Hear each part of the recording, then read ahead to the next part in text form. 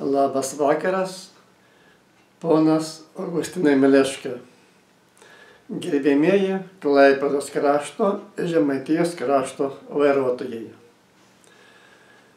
Mes jums buvom pristatę savo video reportažuose, kad kitąmet Žemaitijai sukanka 1000 metų ir bus vedami ypatingi minėjimai.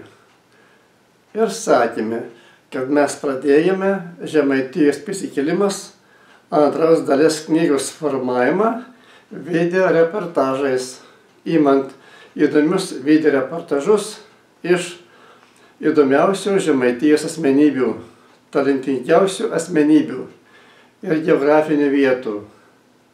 Todėl šiandien, šį vakarą, jums noriu pristatyti poną Augustiną Milešką, kuris nemėgsta filmuotis, nemėgsta girtis, nemėgsta fotografuotis. Aš jau jį persekiojau pusę metų, slepiasi, bėga kaip velnias nuo ryžiaus. Todėl nutariau, nelaukdamas jo interviu, pagal esamą vieną nuotrauką archyve, pateikti daugiau apie šią asmenybę.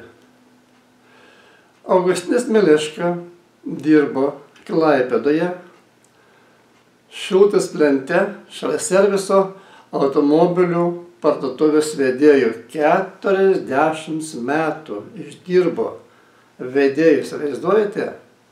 Aš, kai dirbau kriminaliniai paieškai Klaipėdoje, atėjau jį tikrinti jo parduotuvę, kadangi dirbo pagal mašinų nuvarymus ir vagystes. Tuo momentu jie buvo mini parduotuvėlė, buvo Klaipėdoje prie CBK. Po to persikėlė į Šilutės plentą, kuri dabar tebėra. Tačiau dabar yra pilna firmelių. Čia Augustinas išdirbo iš viso 40 metų. Berods turėjo 7-9 pardavėjas. Visos buvo žavės. Ką noriu pasakyti?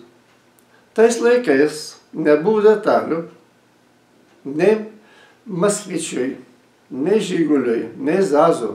Taip, buvo tokios mašinos Zazai. Gazikams, taip toliau, motociklams. Šis žmogus pas poną Augustiną Milešką stovėdavo eilė, kaip pas generalinį sekretorių. Taip, aš turėjau pagonus, kad man paaiškiai dirbau ir to pas jį laukdavo ne vieną valandą eilėje, įsivaizduojate. Vykdavo įmonių vadovai, verslininkai, Klaipėdos kraštą, Žemaitijos, iš Vilniaus. Mačiau, buvo Maskvos ir Latvijos buvo. O dabar žmogus tyliai išėjo į pensiją ir mes jį užmiršome. Tai yra nesąžininga, ponai vairuotojai. Aš specialiai dabar uždėsiu muziką, padėsiu nuotrauką, kad jūs jį pažintumėte. Norėsite, galėsite pasveikinti jį per YouTube. Šis žmogus yra ypatingas žmogus. Ramus, kuklus, talentingas, labai energingas. Niekur nesivelia, ne kaip mes čia Žemaitijos parlamentas eina visur viešais, labai tyliai. Todėl norėčiau, gerbiamas Augustinai, jūs esate labai puikus žmogus. Noriu jūs pasveikinti visų Klaipėdos krašto, Žemaitijos krašto vairuotojų vardu. Ir palinkėti jums be šių metų 150 metų gyventi, nuotaikos, stiprybės. Jūsų vairuotojai laikai daug gyvena Amerikoje, Airijoje, Norvegijoje, Anglijoje. Manau, bus proga jums taip pat pamatyti jūs ir jums perduoti linkėjimus. Taigi, gerbiamas Augustinai, sėkmės asmeniniame gyvenime, mes jūsų neužmiršome. Su pagarba visos Žemaitijos vardu.